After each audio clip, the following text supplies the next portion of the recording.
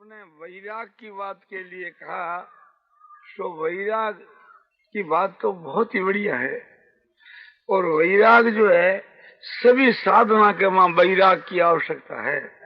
वैराग के बिना न भक्ति को साधन सिद्ध है, न ज्ञान को, न योग को। वैराग एक बहुत उच्च कोटि की चीज है। पूर्व के ऋषि लोग वैराग के वास्ते ही समझो कि वन में वास किया करते थे, और हम लोग जो यहाँ आते हैं वो वैराग के लिए आते हैं। नहीं तो अपना समझो कि गीता भवन का जो हॉल है उसमें तो 1000 आदमी बैठो, 8 आदमी बैठो, और एक प्रकार से बहुत ही आराम की जगह है। तो उस आराम को छोड़ करके जंगल में क्यों आते? वैराग के लिए कि यहाँ वैराग लहराता है। वैराग की एक प्रकार से समझो कि इस वन में जाकर प्रवेश करो कि मानो कोई वैराग के राज के वहां आ गया, और ऊपर के पहाड़ों में चले जाओ जंगल के बीच के वहां, तो समझो कि वहां वैराग ही वैराग परिपूर्ण हो रहा है। कोई समय में वन में बैठते हैं तो चारों तरफ वृक्ष के सिवा कोई वस्तु नहीं दिखती, गंगा जी का भी दर्शन नहीं होता। और यहाँ भला गंगा जी तो दिखती है, तो गंगा जी का जो दर्शन है इससे भी वैराग उत्पन्न होता है। और पहाड़ का गुफा का जो दर्शन है इससे भी वैराग याद आता है। और जंगल तो एक प्रकार से वैराग की लहरा उत्पन्न कर ही रहा है। तो ऋषि लोग जो है, मुनि लोग जो है, वे पहाड़ों की गुफा में रहते थे। पहाड़ माने गिरी, गिरी गुहा। गिरी गुहा को मतलब है पहाड़ों की गुफा। और यह वन में रहते, वन का नाम है आरण्य। तो आरण्यवासी कहते उसके, वनवासी। आरण्यवासी कहते हो चाहे वनवासी कहते। तो वन के मां जो वास करे वो वनवासी। तो अपने भी थोड़ा दिन के लिए वनवासी बन जाओ हटाकर कि चलो भाई वनवासी बनो। शहर के वासी तो सदा ही है, किंतु थोड़ा दिन वनवासी बनो। तो यहाँ देख लो प्रत्यक्ष के बीच के वहां आपने वैराग का अपने साज है सो प्रत्यक्ष है। चित्त के वहां स्वाभाविक ही वैराग हो जाता है। वैरागवान जो पुरुष होते हैं उनके तो दर्शन से, उनके तो स्मरण से वैराग हो जाता है। वैरागवान पुरुष जिस मार्ग से चलता है वो वैराग को वितीर्ण करता हुआ ही चलता है। जैसे कोई भाई समझो कि इत्र लगा करके चलता है, किसी के पास में किस्तूरी है और वो चलता है, तो वह किस्तूरी की जो सुगंध है उसका आपने वितीर्ण करता हुए चले, इत्र का भी वितीर्ण करता हुए चले। तो जैसे इत्र और किस्तूरी, कपूर आदि के जो परमाणु जो है सुगंधी के, तो सुगंधी के परमाणु एक प्रकार से फैल जाते हैं। तो इससे भी और ज्यादा समझो कि परमाणु होते हैं वैराग की। चेहरे की जो मुद्रा है उससे भी समझो कि आपने वैराग का वितीर्ण होता रहता है। जो वृत्त, जो महात्मा, जो पुरुष होते हैं, बीत राग जो पुरुष, जिनकी राग बीत गई, जिनमें राग नहीं है, वैरागवान। जैसे आजकल कोई जाति हो कहते हैं कि विरक्त पुरुष है, अपने वैरागवान है।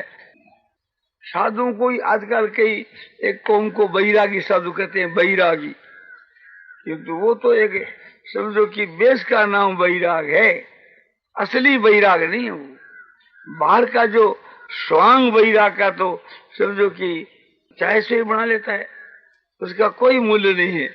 असली वैराग होना चाहिए कि जो भीतर के वहां वैराग होए। संसार के ऐसे जो विषय भोगों को जो ठुकरा देता है मन से, वो सच्चा वैरागवान है। वैरागवान की अपेक्षा है कि उनके दर्शन से दूसरों को वैराग पैदा हो जाता है। मंगलनाथ जी महाराज थे तो उनके नेत्रों में और उनके एक प्रकार से वृत्ति के वहां वैराग रहता था। वे चलते थे तो समझो कि उनके वैराग झलकता था उनके नेत्रों से।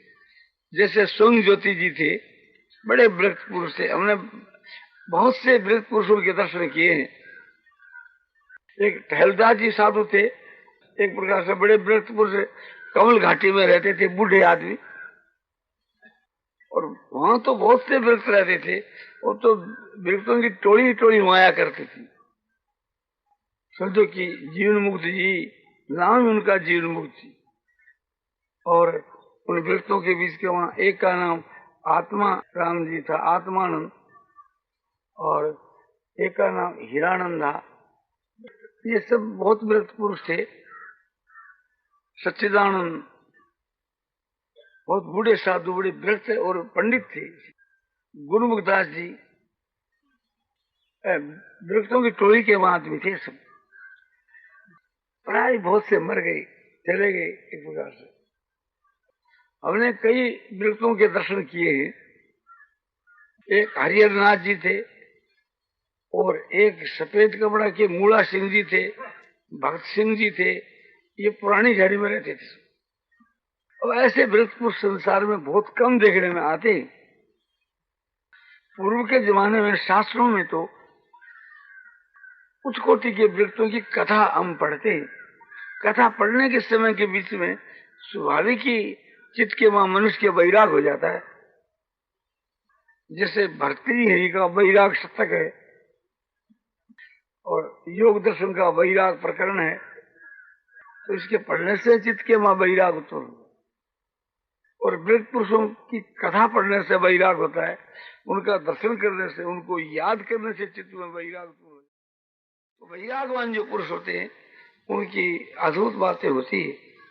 रात्रि के समय के वहां समझो गंगा किनारे कहीं या कोई मकान के वहां कई भाई लोग सो रहे, उनमें कोई व्रत है और कोई शौकीन है, और सभी पदार्थ पड़े अपने वहां। प्रातः काल यदि शीत पड़े तो अपनी इच्छा अनुसार वहां ओढ़ सकते हैं। वहां चट भी पड़ी है, दुशाला भी पड़ा है, कांबल भी पड़ी। जो शौकीन जो है उसकी दृष्टि तो दुशाले पर जाएगी, वो तो उसकी तरफ हाथ डालेगा। और विरक्त है उसके हाथ में कांवल आ गई तो चट आ गई, दुशाला हाथ भी आ जाता है उसको फेंक देते हैं। आप हर एक भाई अपनी तरफ ख्याल करके देखो। जैसे स्वामी जी है और इनको आपने कहे कि भी महाराज जी हम दुशाला ले, ये आपके लिए जाए, आपको ये लेना ही होगा। तो स्वामी जी बोले भाई हमारे काम की चीज ये नहीं है, साधुओं के काम की, ये तो तुम्हारे गृहस्थियों के काम की है।